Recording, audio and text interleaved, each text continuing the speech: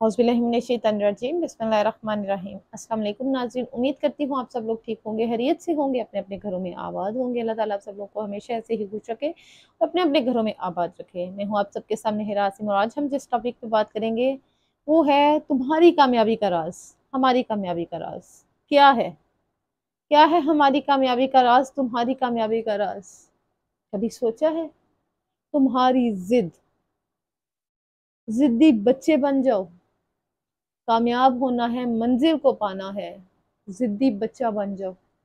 जिद करो कि मैंने ये काम करना है, जिद को जगह दो पॉजिटिव वे के लिए, लेकिन ये नहीं कि तुमने गलत काम के लिए भी जिद करनी है। जिद्दी बच्चा बनो अपनी कामयाबी के लिए, एक पॉजिटिव वे से चलती हुई कामयाबी के लिए, अपनी मंजिल को पार करने के लिए जिद को जगह दो। जिद तुम्हारे अंदर अगर नहीं होगी ना, तुम कामयाब इंसान नहीं बन सकोगे। पागलपन, पागलपन, लोगों को हंसने दो तुम्हारा पागलपन देख के। पागलपन इख्तियार कर लो अपनी कामयाबी, अपनी मंजिल के लिए। पागल हो जाओ, पागलों की तरह मेहनत करने लगो। इतनी मेहनत करो, इतनी मेहनत करो, पागलों की तरह इतनी मेहनत करो कि लोग कहें कि ये एक दिन कामयाब होगा। लोग खुद बोलें, वो लोग बोलें जो ये समझते हैं कि तुम एक नाकाम इंसान हो। अपने अंदर पागलपन को जगह दो। जब तुम्हारे अंदर जिद और पागलपन आ गया ना, तुम कामयाब हो जाओगे। पागलपन जिद हम वैसे भी तो करते हैं ना यार। तो क्या हुआ, हमने अपनी कामयाबी के लिए, हमने अपनी मंजिल के लिए, हमने अपने मुआशरे के लिए, हमने अपने मुल्क के लिए, अपनी औलादों के लिए, अपनी फैमिलीज के लिए कर ली। क्या ये गलत होगी? नहीं, ये गलत नहीं होगा पागलपन। यकीन करें नाजरीन, यकीन करें, मैंने अपनी लाइफ में जो जो देखे ना, मैं इस कदर, मुझे, मैंने जब किताब लिखी ना, आप यकीन करें आज भी रोंगटे खड़े हो जाते हैं। मैंने जब किताब लिखी तो मैंने ऐसे, ऐसा रजिस्टर भी नहीं था मेरे पास, ऐसा रजिस्टर भी नहीं था मेरे पास। 2 रुपए का पेपर मिलता था, आज से 10-12 साल पहले की बात है। 2 रुपए का, 1 रुपए का पेपर मिलता था। वो पेपर लेके मैं उस पर लिखती थी शायरी, पोइट्री लिखने लगी मैं। बहुत छोटी थी, अपने फैमिली के हालात देखती तो मैंने पोइट्री लिखना स्टार्ट कर दी। मैं पोइट्री लिखती थी तो वो पेपर मैं देखती थी, मैं लिखते लिखते लिखते वो पेपर एक दस्ता बन गया। दस्ता समझते होंगे आजकल हम, जाहिर है आज हम अच्छे टाइम से गुजर रहे हैं तो हम तो भूल ही गए कि वो दस्ता क्या होता है। पेपरों का दस्ता लिया, उस पे किताब लिखी, इतना मोटा वो दस्ता था, उस पे लिखी। एक जगह से लिखती, दूसरी जगह लिखती। यकीन करें टेबल तक नहीं होता था हमारे पास। आज कल तो हमारे पास हर वो सहूलत मौजूद है जो हम करना चाहते हैं। टेबल तक नहीं था, ईंटों का एक टेबल बना लिया मैंने वो बना लिया, कुर्सी वो भी ईंटों की बना ली। कोई सीमेंट कुछ नहीं, कच्ची ईंटों का एक टेबल बनाया। मैंने लिखना शुरू किया, वो दस्ता बना इतना मोटा। अब वक्त गुजरता गया, मैंने लिखी थी वो किताब 7वीं जमात में। 5 क्लास से मैंने पोइट्री स्टार्ट कर दी, 7th क्लास में मेरी बुक कंप्लीट होगी। अब मैं पहुंच गई मैट्रिक में। हर रवैया देखा मैंने, बचपन से हर रवैया, घर से लेके बाहर तक का, दोस्त कोई भी, मतलब हकीर समझना, हर वो टाइम मैंने फेस किया है जो एक मिडिल क्लास लड़की, एक मिडिल क्लास लड़का, एक मिडिल क्लास फैमिली की बच्चियां फेस करती हैं शायद। मैंने हर वो टाइम गुर्बत, हकारत, हसद, हर वो चीज फील की, मुझे डिग्रेड किया गया।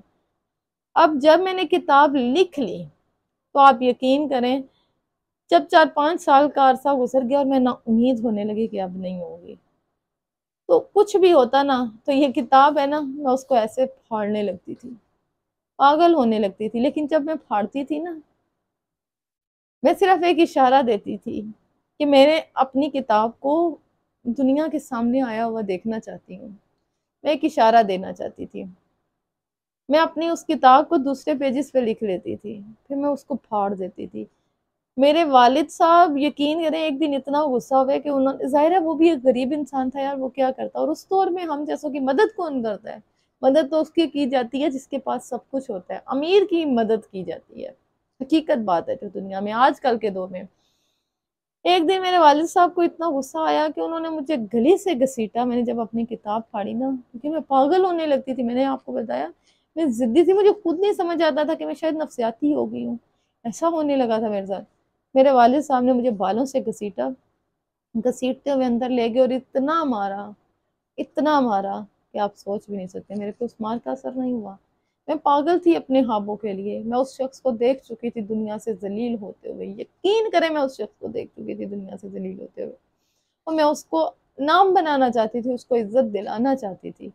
मैं अपनी माँ को जलील होते हुए देख चुकी थी। आज वो नहीं है हमारे बीच। मुझे अफसोस है कि मैं अपनी माँ के ख्वाब पूरे नहीं कर सकती। मुझे इस बात का अफसोस है कि मैंने अपनी माँ से वादा किया था कि तूने सारा जेवर बेच के हमें रोजगार दिया है, मैं तुझे कंगन पहनाऊंगी। मैं नहीं कर सकी वो, क्योंकि अल्लाह ने उसे जल्दी बुला लिया। तो यकीन करें कि मैंने, अब्बू ने जब मुझे मारा ना, मैं इंटर में फिर पहुंची। अब मैंने अब्बू को फिर ख्वाब दिखाया। मैंने कहा मैं आपको ये करके दिखाऊंगी अब्बू जी, मैं आपको अपना मकसद पा के दिखाऊंगी, मैं अपने बाप की इज्जत बनाऊंगी। अम्मी जी मैं आपके लिए ये करूंगी, अम्मी मैं आपको ऐसा, अम्मी मैं आपको कंगन पहनाऊंगी। मैंने पहनाए नहीं, ख्वाब जरूर दिखाए। वो इन ख्वाबों के सहारे जीती रही है यार। जब मैंने ये सब कर लिया, इंटर में पहुंची, मैंने जब ख्वाब दिखाए तो वालिद साहब को भी लगा, माँ ने भी साथ दिया।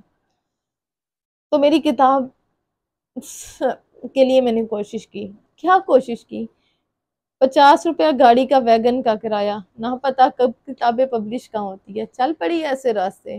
रास्ते में चप्पल टूट गई मेरी, और मेरे बाप ने मुझे सेल से 300 रुपए की चप्पल दिलाई, वहां से बाजार से चप्पल पहनी। मैं ऐसी दुकान पे गई, बुक कॉर्नर पे।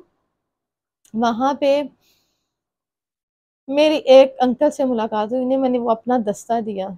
उन्होंने बोला हो जाएगी पब्लिश, आप सुबह आना। मैं सुबह का इंतजार करने लगी। अब सुबह हुई तो अब्बू को लेके फिर से चल दी। किराए के पैसे नहीं थे। जब हम झेलम तक पहुंचे, गांव में रहती थी तो झेलम शहर तक पहुंचे, आगे किराया बचाने के लिए हम बहुत सफर पैदल तय किया। मेरा बाप मेरे साथ था, वो मेरा मान था, मुझे किसी की फिक्र नहीं थी। मैंने लोगों के इल्जामात क्या क्या बर्दाश्त नहीं किया होगा, सब किया बर्दाश्त। जब बुक कॉर्नर पे पहुंची तो उन्होंने बोला आपकी बुक पब्लिश हो जाएगी। उन्होंने मेरा इम्तिहान लिया, और एक अंकल आए जिनका, शाह साहब का, उन्होंने बोला, उन्होंने मेरे दस्ते को ऐसे फेंक दिया। उसके बिखरे हुए वर्क देख के मेरा दिल दहल गया था। मैं मायूस नहीं हुई। आप यकीन करें, मैं वहां से वापस आई, मैंने अपनी माँ को नहीं बताया कि क्या गुजरा। ठीक 2 दिन बाद मुझे एक अननोन नंबर से कॉल आई। उन्होंने बोला आप हिरा आसिम, हिरा तारिक थी उस टाइम, अभी हिरा आसिम हूँ, आप हिरा तारिक बात कर रही हैं? मैंने कहा जी। आपकी बुक बेटा पब्लिश होगी, आप सुबह 8 बजे आ जाएं।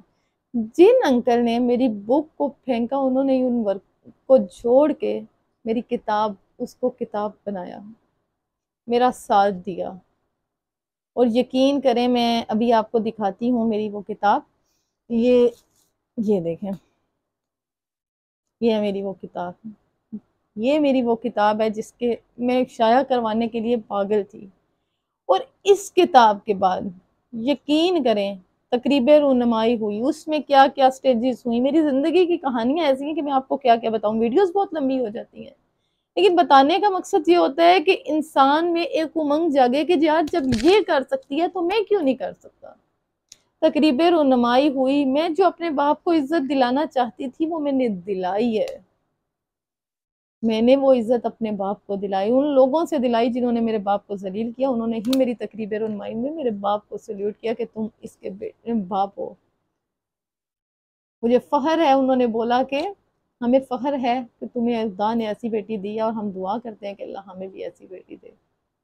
यकीन करें वो थी मेरी कामयाबी। पाई ना मैंने कामयाबी। तो हमारी कामयाबी का राज ही ये पागलपन, ये जिद है।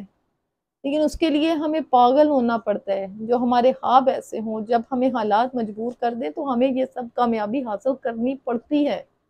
और जब हम ये कामयाबी हासिल कर लेते हैं ना, तो जो खुशी होती है ना, वो कहीं नहीं हासिल हो सकती। उसके बाद की लाइफ, मेरी शादी हो गई, उसके बाद की स्टोरी, और दोबारा से ये वीडियो स्टार्ट करने का मकसद, ये सब भी कभी वक्त मिला तो आपको ज़रूर बताऊंगी। लेकिन उम्मीद करती हूँ कि आपको ये समझ में ज़रूर आया होगा कि एक इंसान की कामयाबी कैसे होती है, एक इंसान को कामयाबी के लिए कैसी कैसी चीज़ों को झेलना पड़ता है। तो नाजरीन, कभी मायूस मत हो। आपकी कामयाबी का राज ही आपका ये पॉजिटिव वे से पागलपन और ज़िद्दीपन होता है। उम्मीद करती हूँ आपको आज की वीडियो अच्छी लगी होगी। अगर अच्छी लगे तो इसको लाइक, चैनल को सब्सक्राइब ज़रूर कीजिएगा। मिलूंगी एक नई वीडियो के साथ, तब तक के लिए अल्लाह हाफिज़।